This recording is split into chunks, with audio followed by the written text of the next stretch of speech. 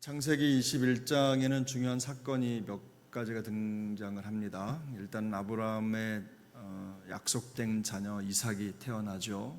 뿐만 아니라 이제 이삭이 태어나서 가정에 하나님의 언약이 성취되는구나라고 하는 현실을 보게 되는 순간도 있지만, 하갈과 이스마엘이 또 아브라함의 집에서 쫓겨나는 그런, 떠나야만 하는 그런 상황도 벌어집니다. 그리고 또 한 가지는 블레셋 사람이죠. 아비멜렉과 아브라함 사이에 하나의 평화 조약이 체결되는 장면이 오늘 본문입니다. 특별히 오늘 본문에서 이 브엘세바라고 하는 말이 지명이 등장을 하는데요. 아브라함과 또 아비멜렉이 우물을 둘러싼 분쟁을 해결한 장소이고 언약을 맺은 장소입니다. 아브라함이 7마리의 양뿐만 아니라 거의 양과 소도 함께 주고 그중에 7의 어린 양들을 택해서 서로 맹세도 하고 조약을 체결하는 장면이 오늘 본문의 내용인데요.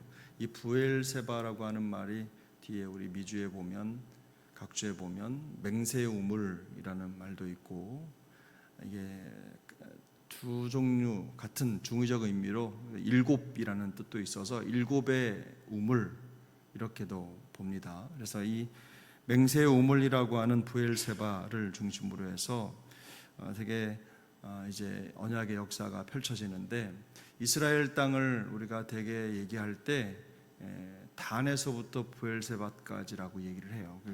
북쪽의 맨 끝단이 단이고 그 다음에 쭉 밑으로 내려와서 이집트와의 경계죠. 경계까지 맨 밑에 이스라엘의 남단을 브엘세바라고 하는데, 이스라엘 전 영토를 얘기할 때 단에서부터 브엘세바까지라고 얘기를 합니다.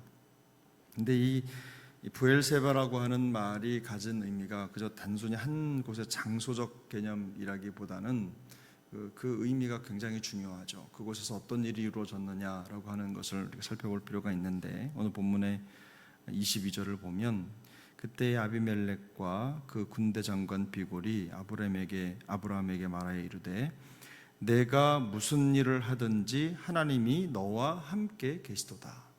내가 무슨 일을 하든지 하나님이 너와 함께 계시도다. 이게 이제 아비멜렉과 그의 군대 장관 비골이 아브라함에게 한 말입니다.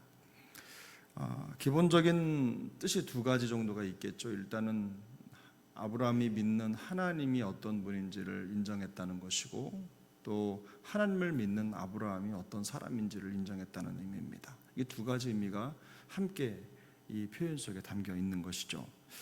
근데 이 아브라함을 상대해서 얘기하고 있는 아비멜렉과 비골이라고 하는 사람, 군대장관 비골이라고 하는 사람은 요즘으로 말하면 언약 밖에 있는 세상 사람들입니다.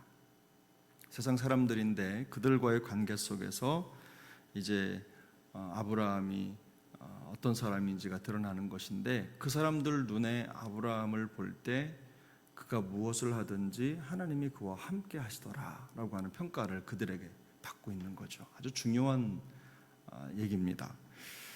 지난 오랜 시간 이 땅에 거하면서 사람들에게 인정을 받은 거죠. 아브라함이 어떤 사람인지, 아브라함이 하는 모든 여정, 그가 하는 행동을 경험적으로 보고 이제 아브라함을 판단하는데, 그가 누구냐, 그가 하는 모든 것을 볼 때 하나님이 그와 함께 계시는 사람이었다, 이 평가를 받는 겁니다. 우리에게 사실 이것보다 더 중요한 장소가 어디 있겠습니까? 그런 의미에서 이 브엘세바라고 하는 것은 아브라함이 하나님과 언약을 맺은 사람이라는 것을 세상 사람들에게도 인정받은 장소다라는 것을 우리가 알 수가 있습니다. 사실 이게 시사하는 바가 있죠. 이 브엘세바에서 일어난 일이 아브라함의 존재와 아브라함이 어떤 사람인지를 인정받은 것인데, 그게 우리에게 주는 의미가 무엇입니까? 사실 성도라고 하는 직분이 우리에게 어떤 것이냐, 또 평범한 일상생활 속에서도 우리 성도는 하나님의 백성이다 라는 것을 오늘 본문이 보여주는 것입니다. 25절을 보면 아비멜렉의 종들이 아브라함의 우물을 빼앗은 일에 관하여 아브라함이 아비멜렉을 책망했다 그랬어요. 아브라함과 아비멜렉 사이의 갈등의 원인이 뭐냐면 우물 때문입니다. 그 당시에는 우물이 굉장히 중요하고 또 일상생활과는 뗄래야 뗄 수 없는 아주 중요한 소재죠. 이슈입니다.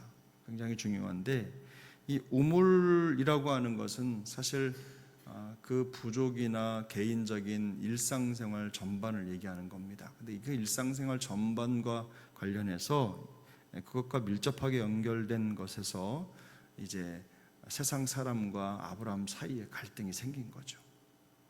어떤 특별한 일이나 영토 분쟁이나 이런 걸로 인해서 생긴 게 아니라 삶과 밀접하게 연결된 그런 과정에서 갈등이 생긴 겁니다. 근데 지극히 우리가 생각하면 그냥 단편적으로 생각해 보면 먹고 사는 문제, 또 먹고 마시는 문제 이런 걸로 인해서 갈등이 생긴 거예요. 언제든 갈등이야 생길 수 있지만 이 갈등의 문제를 해결하는 장면에 바로 아브라함의 지혜가 돋보이는 순간이죠. 이 우물이 결국은 아브라함 건데요. 이 아브라함 건데 아브라함이 거기에 자기의 양과 소를 아비멜렉에게 줍니다. 물론 아비멜렉의 종들이 아브라함의 우물을 빼앗았다고 책망을 하지만 그러나 결국 그 해결의 실마리를 누가 가져가냐면 아브라함이 가져갑니다. 양과 소를 끌어다가 주고 그걸로 인해서 아브라함과 다시는 분쟁이 없도록 방법을 찾는 거죠. 매우 주도적으로 그 문제를 해결해 가는 걸 볼 수가 있습니다. 싸우지 않고 갈등을 해결하는 거죠. 이런 모습이 바로 아브라함이 아비멜렉이나 혹은 그 주변에 있는 사람들에게 인정받는 방법이었습니다.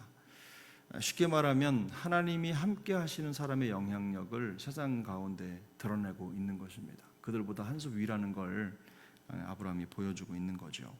또 한 가지 특징이 뭐냐면 아브라함이 이 사건을 진행하면서 그 브엘세바에서 오늘 보면 하나님의 그 이름을, 영원하신 하나님의 이름을 부르는 장소로 이 브엘세바를 구별합니다. 33절에 보면 아브라함은 브엘세바에서 에셀나무를 심고 거기서 영원하신 하나님 여호와의 이름을 불렀다 그랬습니다. 이 영원하신 하나님 여호와의 이름을 불렀다라는 것은 아브라함이 살고 있는 그 일상생활의 삶의 현장 그 자체를 사람들과 만나 살고 자기의 삶을 살아가는 그런 삶의 현장 자체를 그곳을 바로 예배의 장소로 인식했다는 것을 알 수가 있습니다. 항상 하나님께서 함께 계시는 사람, 자기가 있는 그곳에서 하나님 여호와의 이름을 부르는 사람이라는 것으로 아브라함은 자기 정체성을 정의합니다. 그래서 이 브엘세바에서 영원하신 하나님의 이름을 불렀다라고 하는 것이 가진 의미는 뭐냐면 삶의 현장도 영원하신 하나님의 관점에서 하나님이 계신 곳이다. 바로 그곳에서 하나님의 이름을 부르고 예배하는 삶을 산다. 하나님의 임재의 장소다라는 것을 아브라함이 인정한 것입니다. 그러니까 바로 그곳에서 아비멜렉이